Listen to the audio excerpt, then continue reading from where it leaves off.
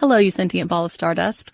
My name is Casey Davis. I'm a therapist and I'm an author of the book How to Keep House While Drowning, where I talk about ways to make it a little bit easier to take care of yourself when you're overwhelmed, stressed, have mental health issues, physical health issues, or maybe you're just in a hard season of life.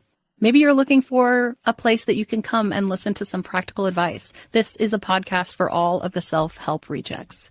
We're going to talk about skills for survival and self-kindness. And I'm going to leave the pop psychology at the door. I promise not to tell you to meditate or to journal. We're just going to give you some really insightful conversations with hopefully some practical advice. So I don't believe you need to pick yourself up by the bootstraps. I don't want you to just try harder, and I don't believe that laziness exists. So join me over on Struggle Care, where we can find compassionate solutions that help us function a little bit better. New on Curiosity Stream. How do you connect a 16th century potato to limitless energy production? Could Napoleon's toothpick have a direct link to a machine that predicts the future? And how can a 1700s conch shell chart a course to humans connecting their brains to the internet? James Burke's visionary series Connections returns for a new generation.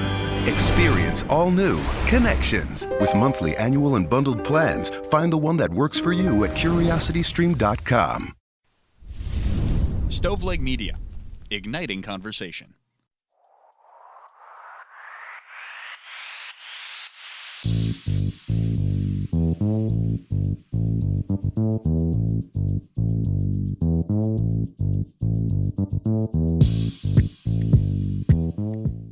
Hey y'all, what is poppin'? It's me, your girl, Elena Grace, and I'm here today to bring you another episode of I've Been Thinking.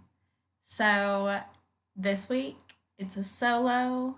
It's just me. Sorry to disappoint. I know that y'all like when I have guests on. But I actually have something really interesting that I've been wanting to share with y'all for a while. And Allison texted me the other day and she was like, you know what, I think it was when I posted on Instagram and said, like, what some topics you all would love to hear about. And she sent this in and she was like, you should talk about the nail industry and how it got started in the United States.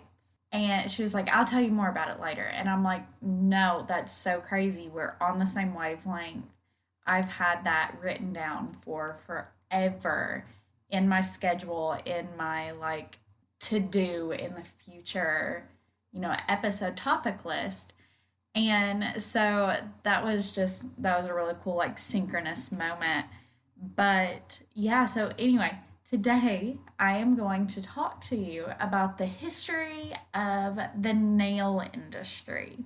So y'all know I love some fun facts.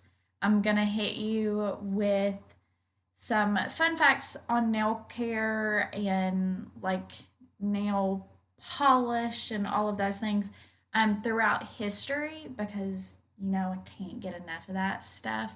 But specifically, this episode is going to be focused on the fascinating history of the nail industry in the United States and why it has traditionally been predominantly an Asian and specifically Vietnamese industry. So let's just get rolling. Sound good? All right. Now, in literal ancient Babylon, these are the fun facts, okay? In literal ancient Babylon, 3200 BC, that is 3200 years before the year zero, which we are now 2020 years out from, so 5,000 years ago. All right, just have to drive that home. Nail color and having specific hairstyles was a tradition of warriors before battle. So warriors would get their nails painted with coal. They would also have like makeup put on their face, like eyeliner, even have their lips dyed to match their nails. And they would have their hair curled and oiled before they went into battle. I guess, in case you didn't come home, your body was already looking fly. But it was also the whole nail, like fingernail kohl and the matching lip color. That was kind of a signifier of social standing at that point in time. Okay. Now, 3000 BC, 200 years later, but also at this point in China, so still in the East, but a different part of the East, the Chinese used nail color to signify class. Members of the ruling class would wear highly pigmented, bright colors. Now, the highest ranking people could wear like gold and silver, since those are obviously the most precious. The people beneath them could wear black and red, which symbolized boldness and strength. And then, meanwhile, the lower class, they were allowed to wear paler tones, which represented weakness. And I would also think that those probably didn't have as much pigment in them as well, so they were probably like lower quality, that kind of thing, and then less expensive. But that's just me guessing. I didn't read that in any of the sources for this. But yeah, the pale colors represented weakness. And even crazier, I want to talk about that for a second, because you like think about the psychology of that, okay? Like certain people can wear certain colors. That we actually find out is a thing in a handful of different places. Like I said, ancient Babylon, in China, even in Egypt. But the idea that the poor people are only allowed to wear colors that symbolize weakness is like a psychological, just like consistent cultural reminder of we're better than you. And it's like driving that home. That's how you manipulate and convince people that there is like a divine right of kings. And that is how that's how you keep a rebellion from beginning in the first place. Like that's how you just undermine it immediately, is you convince people that they genuinely are less than. That's insane that it went even down to the nail polish. Whew. And okay, so back to my notes. At some points in time, wearing the wrong nail color was even punishable by death. That's wild. Okay, what? Plus, the length of the nail was actually very important. I would think that that's probably, so it indicated probably whether or not you're able to have a life of leisure or a life of hard work. So upper classes were allowed to have longer nails, whereas lower class people had to have shorter nails. So I would say that that probably came from, do you have to work hard? Are you going to break your nails all the time? Like that kind of thing. Shorter nails indicates that versus soft, like beautifully painted, beautifully manicured, cared for, long fingernails, all that stuff. So I'd say that some of that plays in there. Now, in ancient Egypt, women loved to paint their nails. Again, colors were determined by class. Royal people could choose what they wanted to wear, and then the regular people just couldn't use those colors, which is kind of funny in retrospect because it's like the opposite of setting a trend. I guess you're like gatekeeping fingernail polish colors. So that's interesting. But during the time of Queen Nefertiti, who was one of the most famous Egyptian queens, the royals were very fond of red. And then Cleopatra, she loved to use red, but in like a rusty blood color, which is really interesting knowing Cleopatra. While she was in power, this color was reserved only for the queen. So only she could wear that one. I didn't see that it was punishable by death there. So I don't know about that. But also I wanted to highlight, I guess, that again, in ancient Babylon, it was a tradition of warriors, men, okay? Painting the nails was a tradition of men.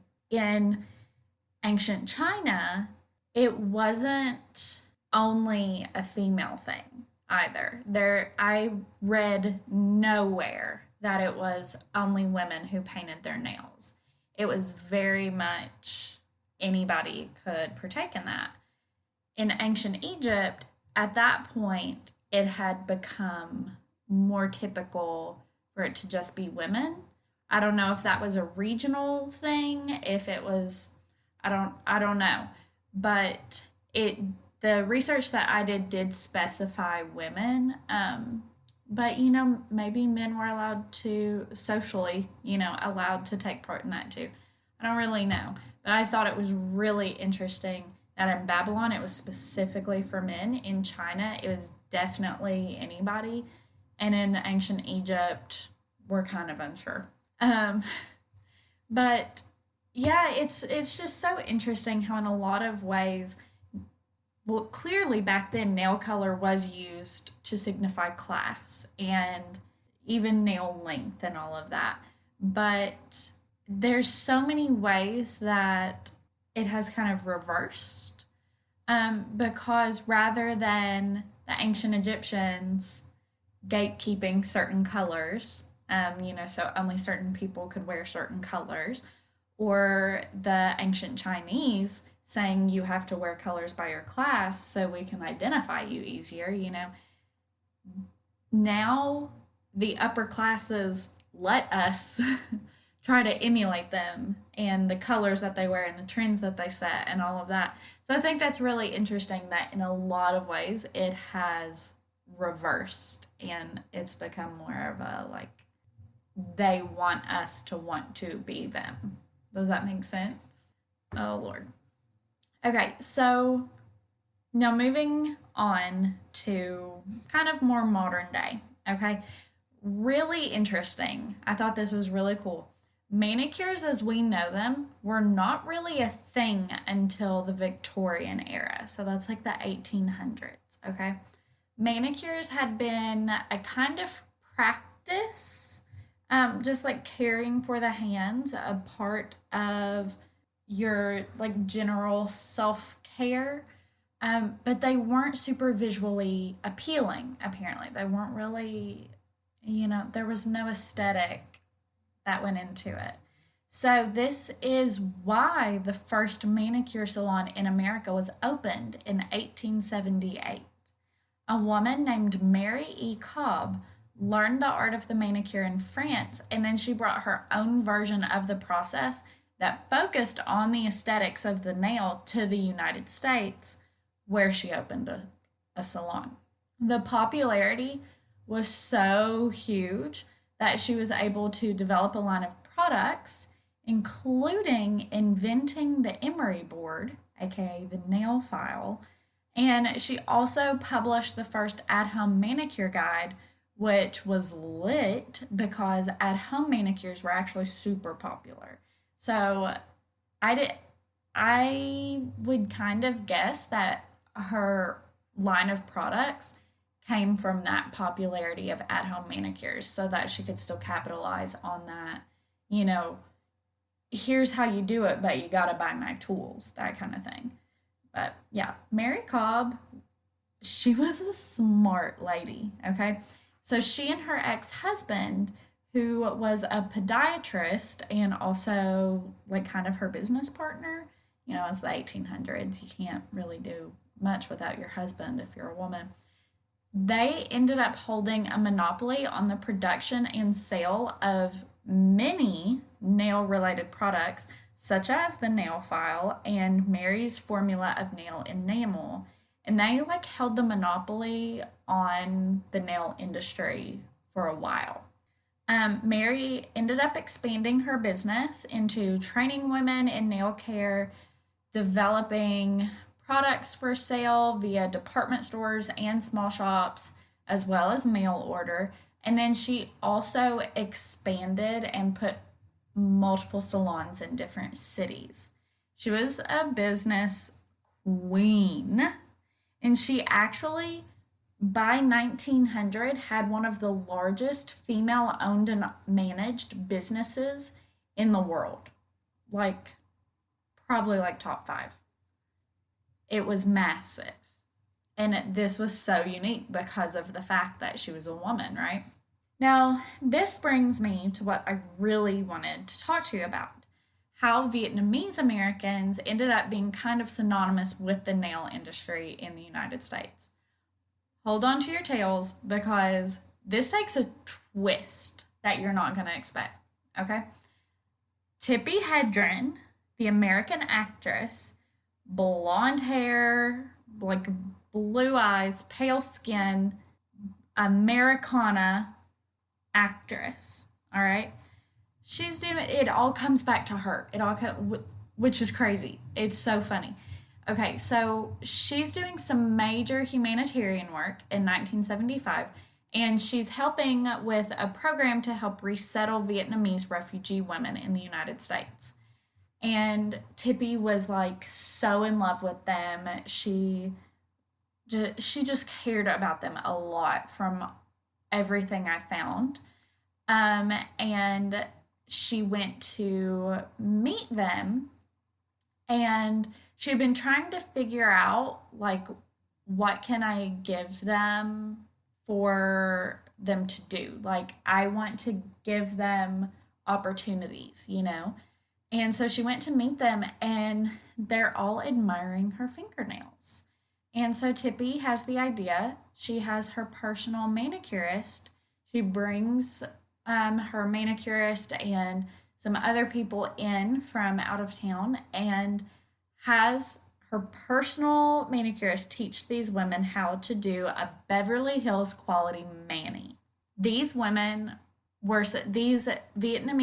refugee women were some of the first women in the United States to get solely manicure licenses, because for a long time it was more common to get like a combo hair and nail license. So these were some of the first women. They were taught by Tippi Hedren's manicurist. They went through the certification process.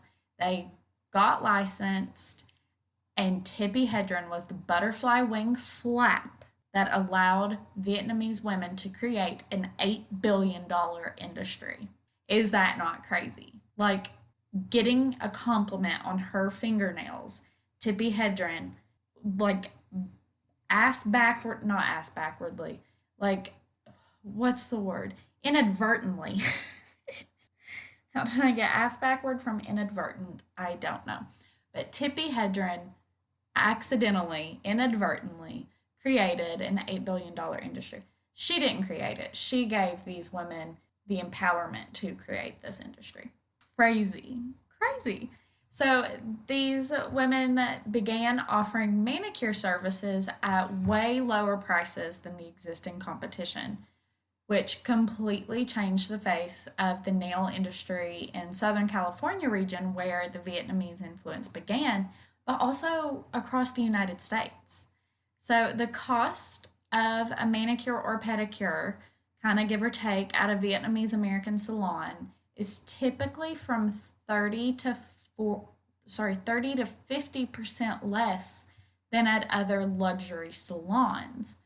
And I imagine at some of these, at least some of the cost difference was probably some combination of like classism and the fact that manicurists were also typically at that point in time hairstylists as well. So maybe they spent more on school, so they felt like they should charge more.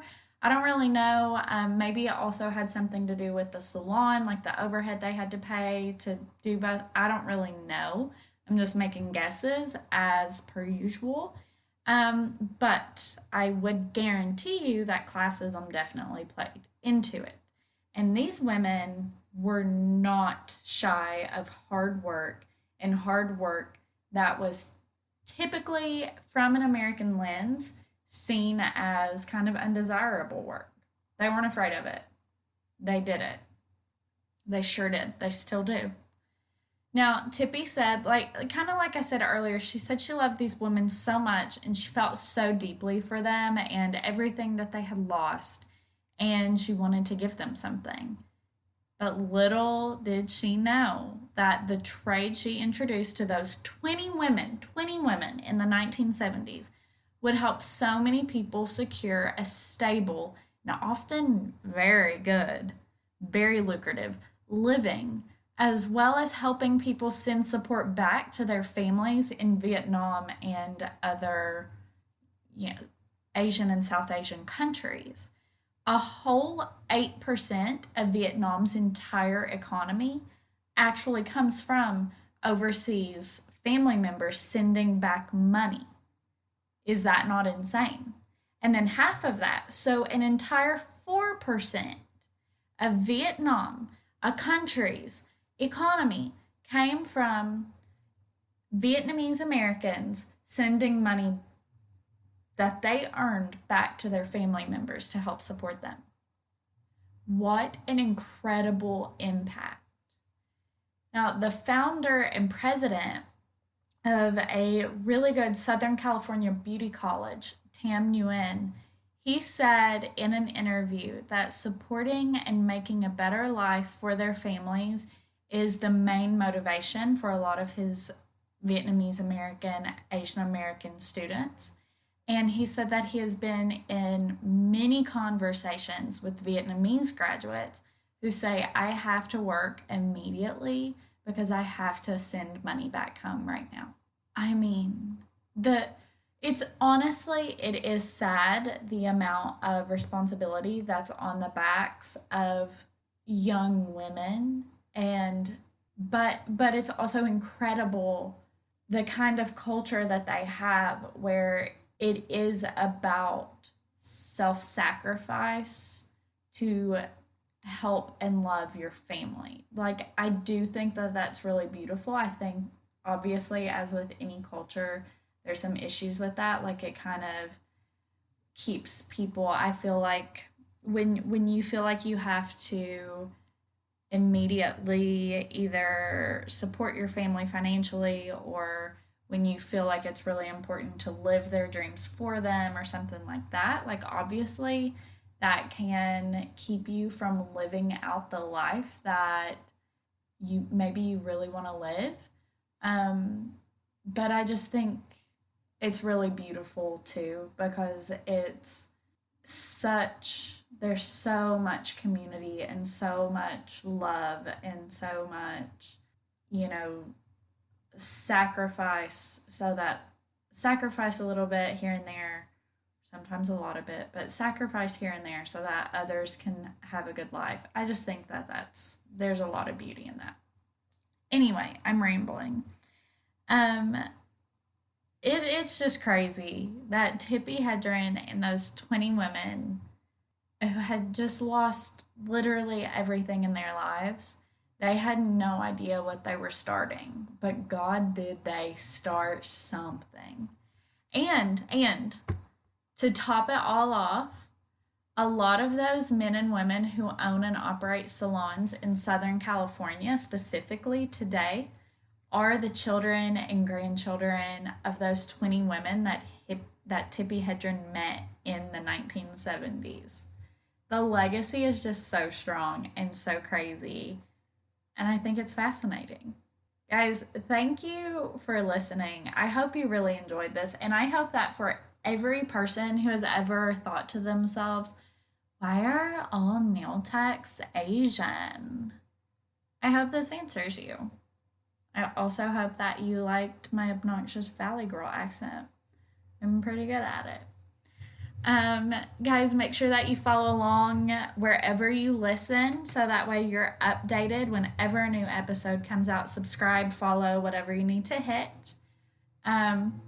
Make sure that you follow along on Instagram at I've Been Thinking Pod, and I'veBeenThinkingPod.com for today's blog post, where I will have all of my sources listed, so you can check those out if you want to. And then finally, if you're interested in supporting the podcast in any way, check us out on Patreon. patreon.com/, I think, I've been thinking pod, or the link is in the Instagram bio, and you can make a donation as well as getting some extra content from me, your girl, your host, Elena Grace. Yeah, okay, so I'm signing off now. Yeah, I love you guys, and I really hope you enjoyed this episode. Okay, bye.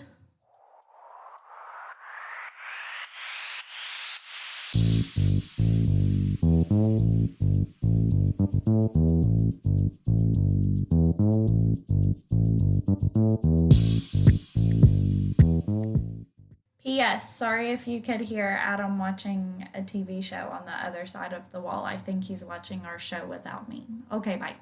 Hello, you sentient ball of stardust. My name is Casey Davis. I'm a therapist and I'm an author of the book How to Keep House While Drowning, where I talk about ways to make it a little bit easier to take care of yourself when you're overwhelmed, stressed, have mental health issues, physical health issues, or maybe you're just in a hard season of life. Maybe you're looking for a place that you can come and listen to some practical advice. This is a podcast for all of the self-help rejects. We're going to talk about skills for survival and self-kindness. And I'm going to leave the pop psychology at the door. I promise not to tell you to meditate or to journal. We're just going to give you some really insightful conversations with hopefully some practical advice. So I don't believe you need to pick yourself up by the bootstraps. I don't want you to just try harder, and I don't believe that laziness exists. So join me over on Struggle Care, where we can find compassionate solutions that help us function a little bit better. New on Curiosity Stream. How do you connect a 16th century potato to limitless energy production? Could Napoleon's toothpick have a direct link to a machine that predicts the future? And how can a 1700s conch shell chart a course to humans connecting their brains to the internet? James Burke's visionary series Connections returns for a new generation. Experience all new Connections. With monthly, annual, and bundled plans, find the one that works for you at curiositystream.com.